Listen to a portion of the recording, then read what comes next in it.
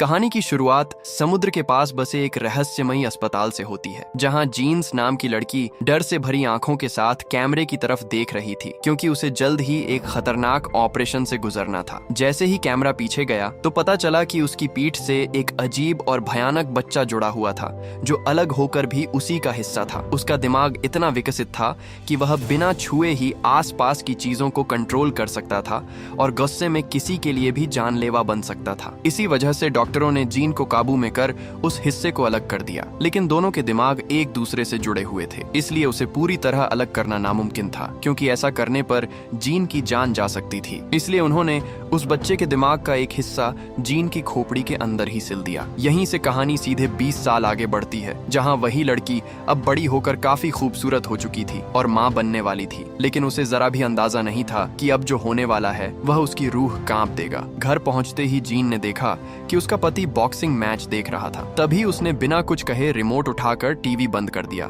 लेकिन इतनी सी बात पर उसका पति गुस्से से भड़क उठा और तुरंत उठकर उसने जीन का सिर दीवार पर जोर से दे मारा, बिना यह जाने कि यही गलती आगे चलकर उसकी मौत की वजह बनने वाली थी। अचानक जीन को एहसास हुआ कि उसके सिर में गहरी चोट लगी है, जिससे वह बुरी तरह घबरा गई। दर्द की परवाह किए बिना वह तुरंत कमरे के अंदर छिप गई। जब उसने अपने जख्म को देखा तो उसके सिर के पीछे से खून बह रहा था और उसकी हालत तेजी से बिगड़ती जा रही थी, लेकिन जीन को बिल्कुल अंदाजा नहीं था कि उसका पति जल्द ही इस गलती का बड़ा खामियाजा भुगतेगा। रात गहरी होने तक सोफे पर लेटा पति अचानक एक अजीब आवाज सुनकर जाग उठा। आवाज का पीछा करते हुए वह किचन तक पहुंचा और देखा कि मिक्सर खुद ब खुद चल रहा था, हालांकि वहां कोई भी मौजूद नहीं था। ये मंजर देखकर वह शॉक रह गया। जैसे ही उसने मिक्सर बंद करने के लिए हाथ आगे बढ़ाया, तभी पीछे फ्रिज का दरवाजा खुद ही खुल गया। ये सब देखकर उसकी सांस अटक गई और उसे समझ नहीं आ रहा था कि आखिर ये सब क्या हो रहा है। उसी वक्त उसे शक हुआ कि शायद जीन उसे डरा रही है। तभी लिविंग रूम से तेज आवाजें आने लगी। ये सुनते ही वह तुरंत वहां भागा। अंदर घुसते ही उसने देखा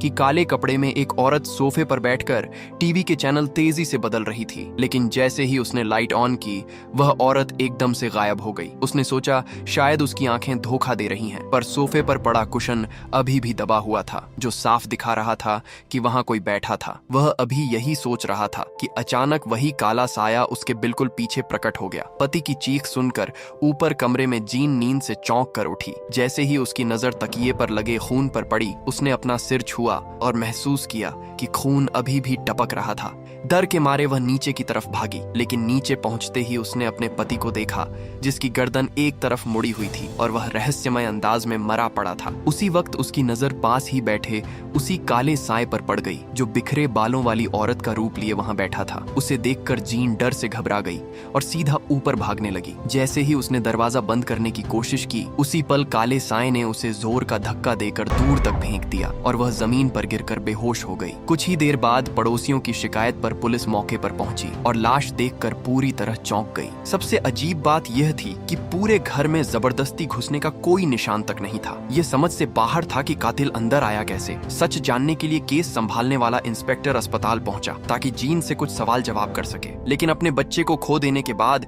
जीन इतनी टूट चुकी थी कि वह कुछ भी बताने की हालत में नहीं थी। करीब 15 दिन बाद जब जीन अस्पताल से घर लौटी, तब एक अजीब घटना फिर से हो गई। उसने देखा कि घर के बाहर की स्ट्रीट लाइट अचानक अपने आप टिमटिमाने लगी थी। इसी दौरान उसे दूर से काले कपड़ों वाला एक आदमी उसकी तरफ आता हुआ नजर आया। ये देखकर उसकी हालत फिर से खराब हो गई और पुराना डर वापस लौट आया। वह तुरंत नीचे भागी और घर के सारे दरवाजे और खिड़कियां बंद कर दी, लेकिन जैसे ही वह कपड़े धोने गई, तभी अचानक उसे शीशे पर एक अजनबी औरत का चेहरा दिखाई दिया। अगले ही पल वह काला साया तेजी से आगे बढ़ा और औरत के बाल पकड़कर उसे जोर से जमीन पर पटक दिया। ठीक उसी पल पूरे कमरे का माहौल रहस्यमयी तरीके से बदल गया। अगले ही पल जीन अपने आप उसी औरत के घर में पहुंच गई। उसे समझ ही नहीं आया कि यह सब कैसे हो रहा था। उसी वक्त उसने देखा कि काले कपड़ों वाला आदमी ट्रॉफी उठाकर उस औरत पर टूट पड़ा और पागलों की तरह लगातार उसके सिर पर वार करने लगा। कुछ ही सेकंड में जीन फिर से अपने घर में लौट आई। जब उसने आसपास सब कुछ सामान्य देखा तो उसे लगा कि शायद यह सब एक डरावना सपना था, लेकिन उसे यह नहीं पता था कि यह कोई सपना नहीं बल्कि हकीकत थी। पुलिस भी मौके पर वहां पहुंच गई और जांच करने पर पता चला कि जीन के पति और उस औरत की हत्या एक ही तरीके से हुई है, जिससे पुलिस को साफ हो गया कि दोनों हत्याओं का कातिल एक ही था। लेकिन जिस औरत की हत्या हुई थी उसका नाम ग्लेन था, जिसने 20 साल पहले जीन का ऑपरेशन किया था। उसके घर में उसके पुराने मरीजों की फाइलें मिली, जिससे पुलिस को शक हुआ कि कातिल उन्हीं पुराने मरीजों में से कोई हो सकता है। इसी शक के आधार पर इंस्पेक्टर सारी फाइलें स्टेशन ले गया और हर केस को ध्यान से खंगालने लगा। उधर जीन जब रात को सोने गई तो उसने देखा कि उसके बगल में एक अनजान मोटा आदमी लेटा हुआ है। यह नजारा देखकर वह डर के मारे कांप उठी। उसका शरीर सुन्न पड़ गया और वह हिल भी नहीं पा रही थी। तभी अचानक वही काला साया उसके पीछे से निकला और धीरे धीरे उस मोटे आदमी के ऊपर चढ़ गया। अगले ही पल उसने बड़ा चाकू निकाला और उस आदमी पर लगातार बहुत सारे वार कर दिए। काले साए के गायब होते ही जीन चीखते हुए उठ बैठी। लगातार हो रही इन घटनाओं से घबराकर वह अपनी बहन के साथ तुरंत पुलिस स्टेशन पहुंच गई और इंस्पेक्टर को सब कुछ बता दिया। लेकिन उसकी बातों पर किसी ने भरोसा नहीं किया, उल्टा सब उसे पागल समझकर हंसने लगे। यह देखकर उसकी बहन गुस्से में भड़क गई और बोली, अगर कुछ साबित न हुआ तो हमें पागल खाने भेज देना। यह सुनकर इंस्पेक्टर थोड़ा सीरियस हो गया। थोड़ी देर बाद जीन ने इंटरनेट से उस मोटे आदमी का पता ढूंढ लिया जो सामने वाली बिल्डिंग में रहता था। फिर इंस्पेक्टर रचेल के साथ उस जगह जांच के लिए पहुंच गया। वहां पहुंचकर उन्होंने देखा कि सच में वही आदमी अपने घर में मरा पड़ा था, बिल्कुल वैसे ही जैसे जीन ने बताया था। ये देखकर इंस्पेक्टर को यकीन हो गया कि जीन सच बोल रही है और उसने कातिल को देखा है। इसके बाद पुलिस ने जीन के बयान पर हत्यारे का स्केच बनवाया, जो बिल्कुल एक डरावने भूतिया इंसान जैसा दिखता था। यह देखकर रचेल को फिर शक हुआ कि जीन शायद झूठ बोल रही है। फिर भी जीन ने कुछ नहीं कहा और चुपचाप वहां से चली गई। जांच के दौरान इंस्पेक्टर को डॉक्टर ग्लेन की फाइल में एक अजीब केस मिला। मरीज का नाम एमिली था, जो सिर्फ 7 साल की बच्ची थी। वह अक्सर कहती थी कि उसे अजीब चीजें और शैतान दिखाई देते हैं। उसे ठीक करने के लिए डॉक्टर ग्लेन ने दूसरे डॉक्टरों के साथ मिलकर एक खास ट्रीटमेंट प्लान बनाया था। हैरानी की बात यह थी कि वही एमिली आगे चलकर अपना नाम बदलकर जीन बन गई थी। यह जानकर इंस्पेक्टर को शक हो गया। उसने तुरंत तीनों डॉक्टरों की पुरानी तस्वीरें देखी। तस्वीरें देखकर उसे तुरंत समझ आ गया कि 2 डॉक्टर अपनी जान गंवा चुके हैं और अब अगला नंबर उस आखिरी बचे डॉक्टर का है। उधर जीन जब घर पर तैयार हो रही थी तभी उसे अचानक आईने में उस आखिरी डॉक्टर की झलक दिखाई दी और अगले ही पल वह रहस्यमयी तरीके से डॉक्टर के घर पहुंच गई। ज्यादा देर नहीं बीती थी कि इंस्पेक्टर भी वहां पहुंच गया। दरवाजा खोलते ही उसने देखा कि डॉक्टर बाथटब में मरा पड़ा था। जीन ने इंस्पेक्टर को देखकर मदद करने की कोशिश की, लेकिन वह न तो उसे देख सकता था और न ही उसकी आवाज सुन सकता था। तभी अचानक काले कपड़ों वाला वही राक्षस छत से कूदकर इंस्पेक्टर पर झपट पड़ा, उसे जमीन पर गिरा दिया और तुरंत वहां से भाग निकला। लेकिन इंस्पेक्टर लगातार उसका पीछा करते हुए एक सुनसान इमारत के अंदर पहुंच गया, जहां अचानक उस राक्षस ने ऊपर से कूदकर इंस्पेक्टर पर जानलेवा हमला कर दिया। लेकिन इंस्पेक्टर भी पूरी तरह ट्रेंड था। वह अपनी बंदूक के दम पर उस राक्षस को काबू में करने लगा। हालात पलटते देख राक्षस ने लड़ाई छोड़ दी और तेजी से ऊपर चढ़कर वहां से फरार हो गया। लेकिन इंस्पेक्टर को पूरा यकीन हो चुका था कि इन तीनों डॉक्टरों की मौत के पीछे जीन का कोई न कोई कनेक्शन है। इसी शक के चलते वह तुरंत जीन के घर पहुंचा और उससे सच्चाई जानने की कोशिश करने लगा। लेकिन जीन को अपनी 8 साल की उम्र से पहले की कोई भी बात याद नहीं थी। इंस्पेक्टर सच्चाई जानना चाहता था, इसीलिए उसने एक साइकोलॉजिस्ट को बुलाया ताकि हिप्नोसिस के जरिए जीन की पुरानी यादें वापस लाई जा सकें। जैसे ही जीन अपनी यादों में पहुंची, उसे सब कुछ बिल्कुल साफ साफ याद आ गया। असल में ऑपरेशन से पहले उसके सिर के पीछे जो बच्चा जुड़ा हुआ था उसे वह गैब्रियल कहती थी। गैब्रियल उसके दिमाग पर कंट्रोल करके उसे डरावनी चीजें दिखाता था जो असल में होती ही नहीं थीं। लेकिन ऑपरेशन के बाद जब उसे उसके सिर के अंदर दबा दिया गया तो उसका कंट्रोल खत्म हो गया और वह किसी दूसरे इंसान के शरीर में घुसकर उन डॉक्टरों को मारने लगा जिन्होंने उसे बंद किया था। ये सब सुनकर इंस्पेक्टर को ये बात बहुत अजीब लगी। उसे लगा कि जीन कुछ सच्चाई छिपा रही है। लेकिन इससे पहले कि वह कुछ और पूछ पाता, तभी अचानक छत से एक औरत फर्श पर आ गिरी। ये नजारा देखकर जीन पूरी तरह टूट गई और वहां मौजूद सभी लोग दंग रह गए। अब तक सब यही सोच रहे थे कि जीन निर्दोष है, लेकिन अब सच्चाई सामने आने लगी थी। असल में जीन के घर की छत पर एक औरत को कैद करके रखा गया था और वहीं से हत्यारे के कपड़े और चाकू भी बरामद हुए। ऐसे में पूरा शक जीन पर आ गया और पुलिस ने उसे तुरंत हिरासत में ले लिया। लेकिन जीन बार बार यही कहती रही कि उसने कुछ नहीं किया, ये सब गैब्रियल ने किया है। तभी अचानक इंस्पेक्टर के फोन पर एक अनजान कॉल आया। बातचीत के दौरान उसे एहसास हुआ कि यह गैब्रियल ही है जिसने जीन को फंसाने के लिए उस औरत को कैद किया था। लेकिन उस आवाज को सुनकर इंस्पेक्टर के मन में शक और गहरा हो गया। उसे लगा कि यह सब जीन की चाल है ताकि वह खुद को बेगुनाह साबित कर सके। इसीलिए इंस्पेक्टर ने अपनी समझदारी समझदारी दिखाते हुए जीन को तुरंत गिरफ्तार कर जेल में डाल दिया। लेकिन जीन की बहन को अब भी पूरा भरोसा था कि जीन निर्दोष है, इसलिए सच्चाई जानने के लिए वह सीधे उसी अस्पताल की तरफ निकल पड़ी जहां जीन का ऑपरेशन हुआ था। लेकिन वहां पहुंचकर उसने देखा कि अस्पताल पूरी तरह उजड़ चुका था और आसपास किसी का नामो निशान तक नहीं था। फिर भी वह अंदर गई और काफी खोजबीन के बाद जीन की ऑपरेशन फाइल ढूंढ निकाली और उसे घर ले आई। जब उसने वीडियो टेप देखा तब असली सच सामने आया। जीन के सिर के पीछे जो बच्चा था वह जन्म से ही बहुत ताकतवर था। वह सिर्फ डरावनी चीजें नहीं दिखाता था, बल्कि जीन के पूरे शरीर को अपने कंट्रोल में लेकर उसे अपनी मर्जी से चलाता था और किसी को मारने से भी नहीं हिचकिचाता था। इसी वजह से डॉक्टरों ने उसे जीन की खोपड़ी के अंदर हमेशा के लिए कैद कर दिया था। इससे उसका कंट्रोल लगभग खत्म हो गया था। लेकिन जिस दिन जीन के पति ने उसे दीवार पर मारा, उस झटके से खोपड़ी के अंदर बंद गैब्रियल फिर से जाग उठा और बाहर निकल आया। फिर उसी ने जीन को कंट्रोल करके कई हत्याएं कर डाली। ये सच्चाई सामने आते ही जीन की बहन बुरी तरह घबरा गई। उधर जेल में कुछ गुंडे जीन को कमजोर समझकर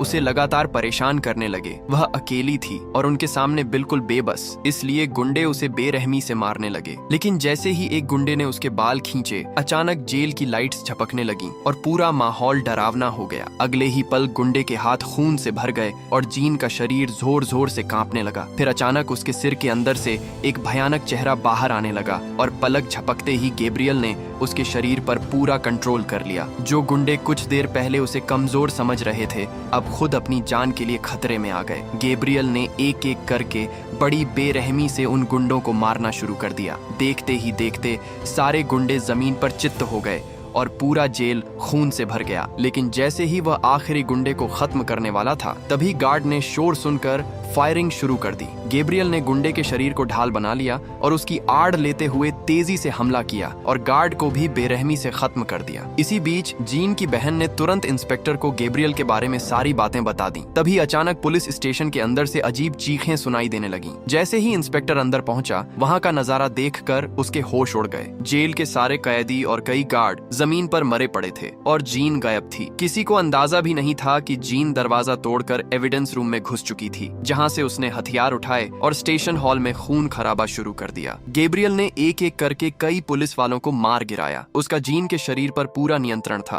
और वह उल्टा दौड़ते हुए बिना रुके हमला करता जा रहा था। उसकी फाइटिंग स्किल्स इतनी खतरनाक थीं कि कोई भी पुलिस वाला उसके सामने कुछ सेकंड से ज्यादा टिक नहीं पा रहा था। इसी बीच इंस्पेक्टर वहां पहुंच गया और जोर से जीन का नाम लेकर उसे होश में लाने की कोशिश करने लगा। लेकिन असलियत यह थी कि असली जीन अभी भी जेल के अंदर बंद थी और उसे गैब्रियल के किए गए किसी भी काम की कोई खबर तक नहीं थी। जैसे ही उसने इंस्पेक्टर को हथियार के साथ देखा, उसे लगा कि असली कातिल वही है। इस डर से जीन ने खुद पर नियंत्रण वापस लेने का इरादा ही छोड़ दिया। मौका देखते ही गैब्रियल ने इंस्पेक्टर पर हमला बोल दिया, जिससे उसकी बंदूक हाथ से छूटकर गिर गई। रचेल ने भी उसे रोकने की पूरी कोशिश की, लेकिन वह उसे नहीं रोक सकी। इसके बाद गैब्रियल जेल से फरार हो गया। इंस्पेक्टर को तुरंत एहसास हो गया कि अब गैब्रियल का अगला निशाना वही औरत है जो जीन के घर की छत से गिरी थी और वह अब उसे खत्म करने अस्पताल पहुंचने वाला है। उधर जीन की बहन भी अस्पताल पहुंच चुकी थी ताकि उस औरत को सुरक्षित जगह शिफ्ट कर सके। लेकिन बाहर तैनात पुलिस को सख्त आदेश थे कि किसी को अंदर नहीं जाने देना, इसलिए उन्होंने जीन की बहन को भी अंदर नहीं जाने दिया। तभी अचानक कॉरिडोर की लाइट्स टिमटिमाने लगीं और एक पुलिस वाला अचानक अपने सीने को पकड़कर नीचे झुक गया। जीन की बहन को कुछ समझ नहीं आया और उसने तुरंत आगे बढ़कर गार्ड को संभालने की कोशिश की, लेकिन उसी पल उसके सीने में तेज धमाका हुआ